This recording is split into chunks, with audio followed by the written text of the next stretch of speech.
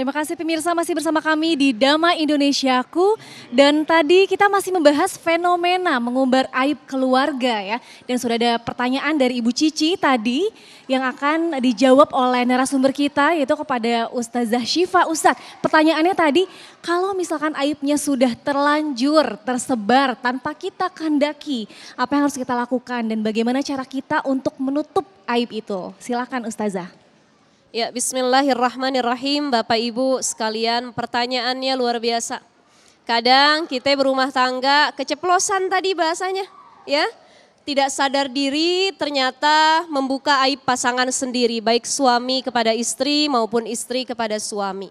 Atau bagaimana kejadiannya kalau ternyata aib itu beredar, terbuka, diketahui banyak orang bukan oleh pasangannya sendiri yang membuka, tapi dari orang lain yang memang mencari tahu aib tersebut. Maka yang harus kita lakukan sebagai pasangan yang baik, seburuk apapun pasangan kita ketika aibnya terbuka atau diketahui orang banyak, kita harus jadi pembela, penanggung jawab. Orang terdekat yang ada di sampingnya. Suami kita ketahuan begini, istri yang nyemangatin. Istri ketahuan begini, suami yang jadi pelindung dan lain sebagainya. Makanya sekali lagi, tadi rumah tangga kan dikatakan oleh guru-guru kita, wa ja'ala bainakum mawaddata wa rahmah. Yang membuat rumah tangga bertahan itu bukan mawaddah, bukan. Kalau namanya cinta setahun 2 tahun rumah tangga hilang apa enggak? Pak, masih cinta sama ibu? Insya Allah, ibu masih cinta sama suami? Masih Ustazah tapi kadang-kadang nyebelin juga katanya. Begitu ya. Maka pernikahan bertahan bukan asas cinta lagi, tapi rahmah, saling penerimaan. Tatkala pasangan kita sedang terpuruk di bawah, aibnya dibuka, diketahui banyak orang, pasanganlah yang maju untuk membela. Saya teringat dengan kisah hadisul ifki. Bagaimana kisah Sayyidatuna Aisyah radhiyallahu anha yang dapat fitnah. Ketinggalan waktu itu oleh pasukan muslim, berjalan dengan laki-laki yang lain karena ingin menolong Aisyah yang tersesat, diketahui oleh orang banyak, dikumpulkanlah fitnah-fitnah yang tidak baik disebarkan. Ya, salah satunya adalah Abdullah bin Ubay itu yang ngasih tahu kalau Aisyah telah berzina dengan laki-laki lain. Rasulullah pun nggak tahu kebenarannya. Apa yang dilakukan kebanyakan realitanya kalau istri punya salah, suami punya salah, terkadang kita nggak percaya sama pasangan sendiri. Padahal tadi Ustazah sudah ngomong komunikasi. Nggak ada solusi dari permasalahan apapun kecuali komunikasi, ngobrol. Karena rumah tangga 80% isinya ngobrol, betul nggak? Anak mau sekolah ngobrol nggak? Mau beli baju ngobrol nggak? Mau lebaran ngobrol nggak? Mau ngaji ngobrol apa kagak? Apapun yang mau dilakukan dalam kehidupan rumah tangga pasti solusinya harus dengan komunikasi dan ngobrol. Itu ketika Aisyah dapat fitnah, Rasulullah nggak marah, Rasulullah nggak nyerein. Apa yang terjadi? Rasulullah balikin Aisyah ke Abu Bakar. Sampai turun ayat dari Allah yang menegaskan bahwa ternyata istrimu suci, baru diambil lagi istrinya sama Rasul. Banyak kejadian ketika istri atau suami kena fitnah, pasangannya malah ikut-ikutan memojokkannya. Insya Allah mudah-mudahan kita yang di sini enggak begitu dan bisa mencontoh akhlak dari Rasulullah SAW. Hikmah di balik fitnah yang dialami Sayyidah Aisyah. Bahkan di dalam rumah tangga Rasulullah pun mengalami peristiwa seperti ini. Bagaimana penjelasannya, Bun? Iya, baik, Masya Allah ya. Kalau saja terjadi pada kehidupan baginda Rasulullah SAW, itu sesungguhnya adalah garis kepada kita yang harus kita pahami apa sih yang akan diambil langkah oleh baginda Rasul dan juga oleh Sayyidah Aisyah radhiyallahu anha dan juga oleh Sayyidina Abu Bakar As-Siddiq.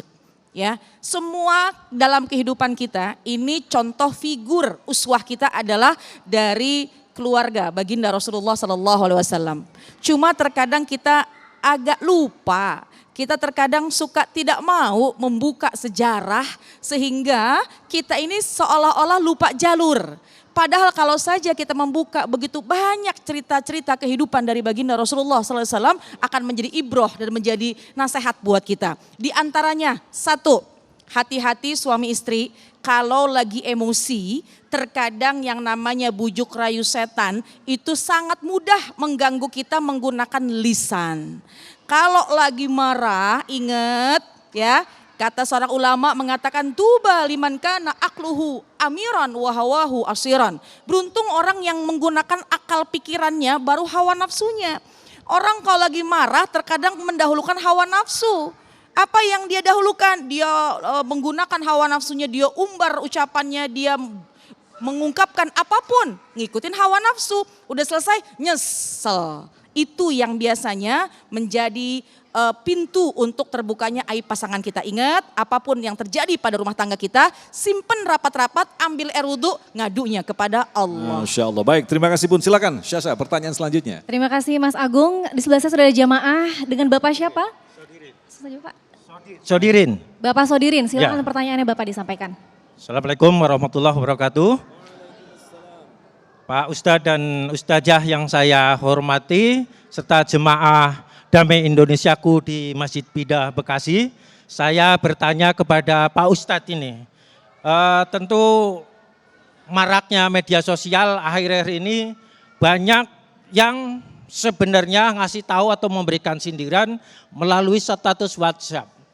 Tidak bermaksud mengarah ke salah satu atau pribadi terhadap seseorang, tapi apakah hal ini menjadi keburukan atau dosa di orang yang memuat status padahal bermaksud hanya sebatas membuat status saja. Tapi kan faktanya banyak atau ada orang yang tersinggung padahal tidak bermaksud seperti itu Pak Ustadz.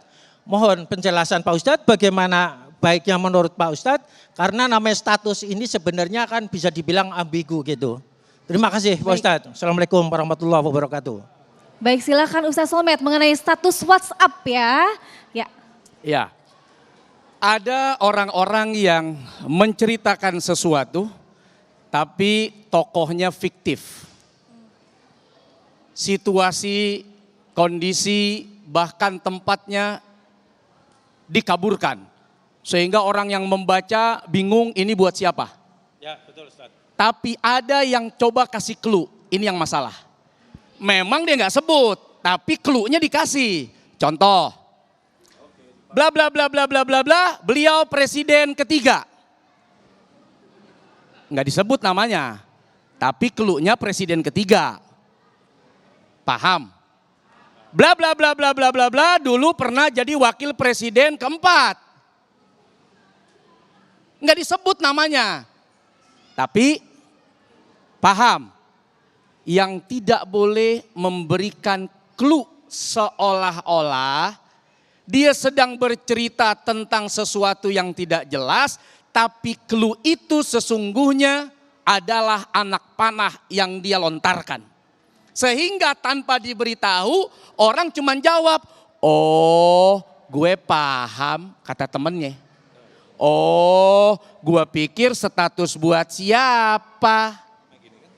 Bla bla bla bla bla bla bla bla. Bininya artis. Artisnya artis ini, sinetronnya ini. Ibu-ibu nebak semua. Dia cari di mbah Google. Orang clue-nya dikasih tahu. Jadi hati-hati seolah-olah ingin menceritakan sesuatu untuk memberikan pelajaran lewat sindiran, tapi tanpa sadar kita sedang membuka aib karena clue-nya jelas. Sama kayak inisial. Ada pelaku kejahatan inisialnya INDRAN. Semuanya kebaca. Cuma nyebutnya aja. Dieja-eja. Tapi begitu disambung, kebaca ini namanya. Nah, yang namanya inisial ya tidak boleh jelas. Yang namanya cerita untuk menyindir tidak boleh mengarah. Kan bisa. Bisa nggak kira-kira bercerita tanpa mengarah? Nah, tapi kalau sudah mengarah maka sudah ada tendensi. Orang bilang tendensius.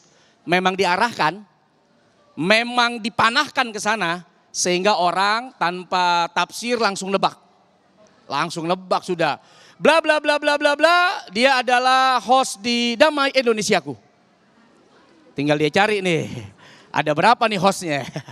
Bla bla bla bla bla, anaknya sekian. Bla bla bla, wow udah gak salah itu mah.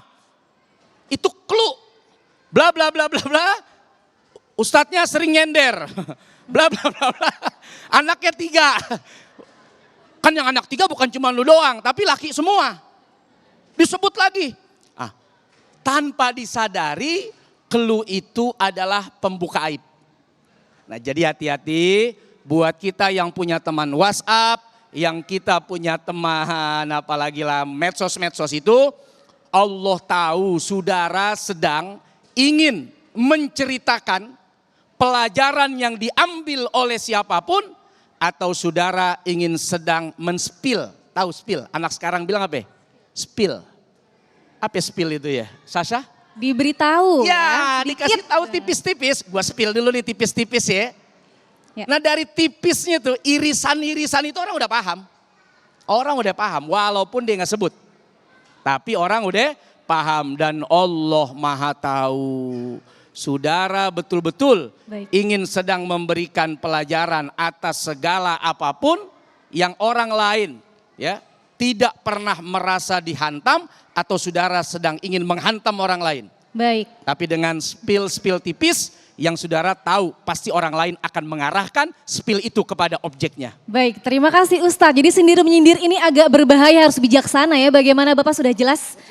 Iya. Nah pemirsa, kita masih akan ada pertanyaan selanjutnya di segmen berikutnya. Jangan kemana-mana, tetap di Damai Indonesiaku.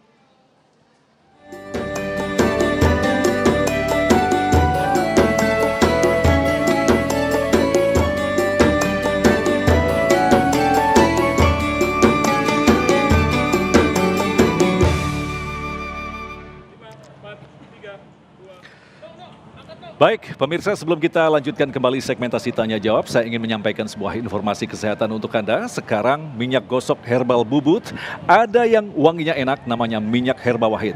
Khasiat dan kemanjurannya tetap sama ampuhnya, minyak herba wahid, minyak gosok herbal bubut yang wangi.